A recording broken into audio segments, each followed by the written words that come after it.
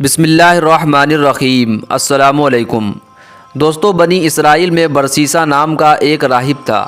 اس وقت بنی اسرائیل میں اس جیسا کوئی عبادت گزار نہ تھا۔ اس نے ایک عبادت خانہ بنایا ہوا تھا اور اسی میں دن رات عبادت میں مست رہتا تھا۔ اسے لوگوں سے کوئی لینا دینا نہیں تھا، نہ تو وہ کسی کو ملتا تھا اور نہ ہی کسی کو پاس آنے جانے دیتا تھا۔ شیطان نے اسے گمراہ کرنے کا ارادہ کیا۔ برسیسا اپنے کمرے سے باہر ہی نہیں نکلتا تھا۔ وہ ایسا عبادت گزار تھا کہ اپنا وقت ہرگز ضائع نہیں کرتا تھا۔ ایک مرتبہ بادشاہ کے ملک پر کسی نے حملہ کیا تو وہ اپنے شہزادوں کے ساتھ دشمن کا مقابلہ کرنے کے لیے تیاری کرنے لگا۔ اب بادشاہ سوچ میں پڑ گیا کہ اگر جنگ پر جائیں تو بیٹی کو کس کے پاس چھوڑ کر جائیں۔ کسی نے مشورہ دیا کہ کسی وزیر کے پاس چھوڑ جائیں اور کسی نے کوئی اور مشورہ دیا۔ بادشاہ نے سوچا کہ میں اپنی بیٹی کو برسیسا کے پاس چھوڑ جاؤں، یہ بہتر ہوگا۔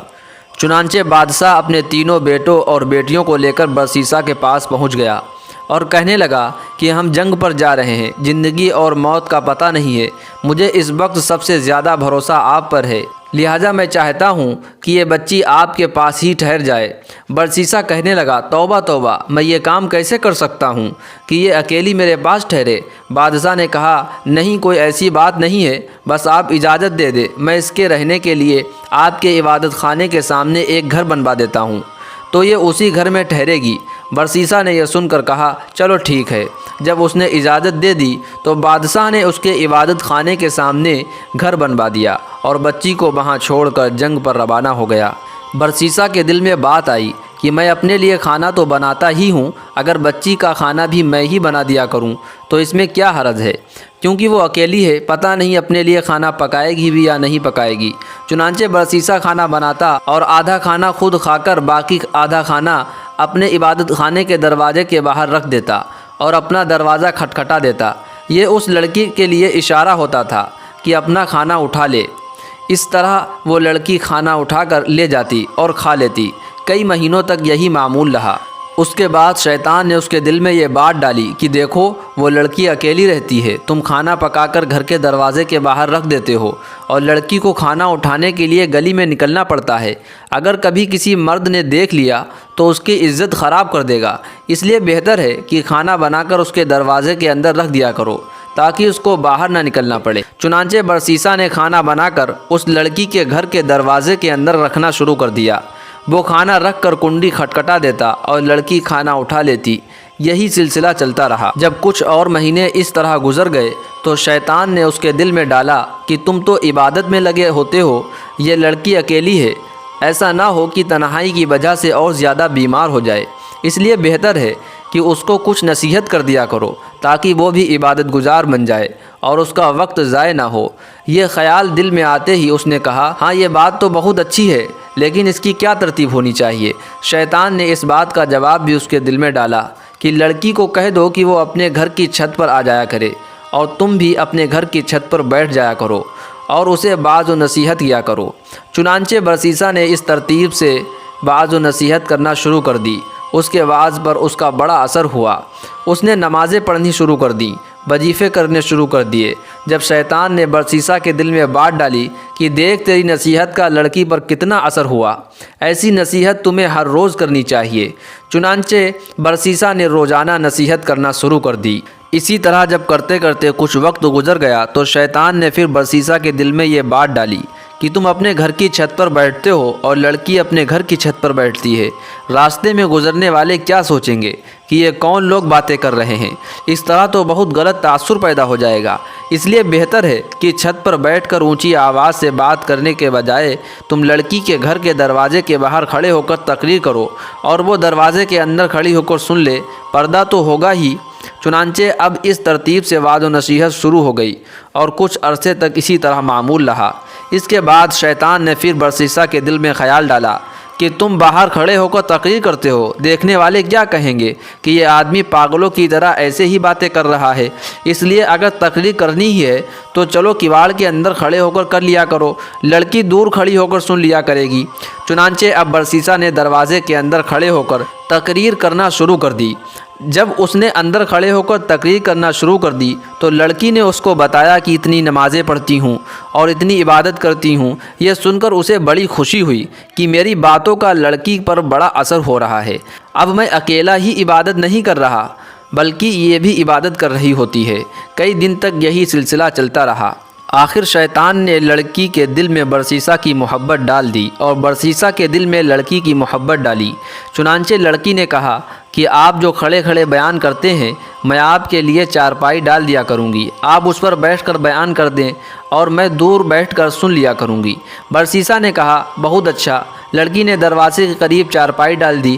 برسیسہ اس پر بیٹھ کر نصیحت کرتا رہا اور لڑکی دور بیٹھ کر سنتی رہی۔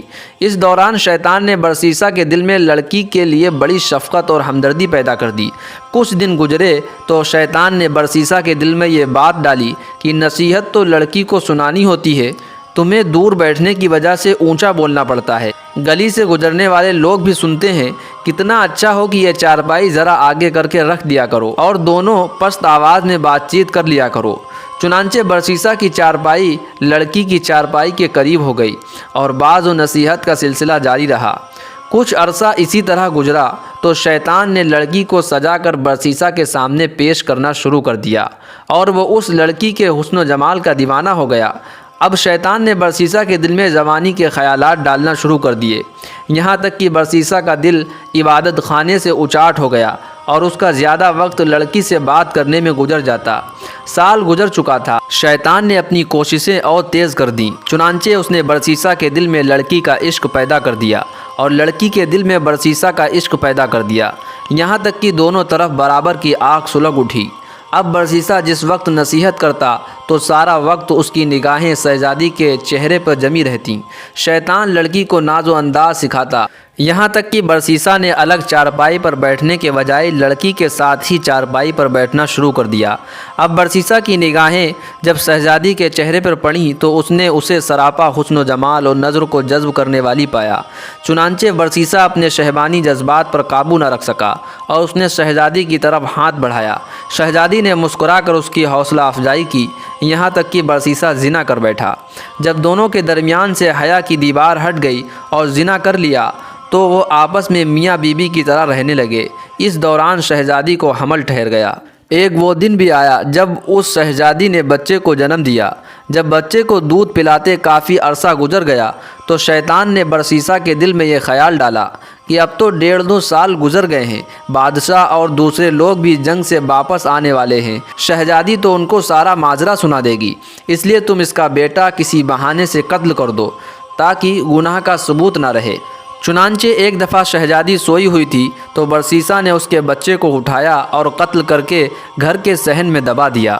ماں تو ماں ہی ہوتی ہے، جب وہ اٹھی تو اس نے دیکھا میرا بیٹا کدھر ہے؟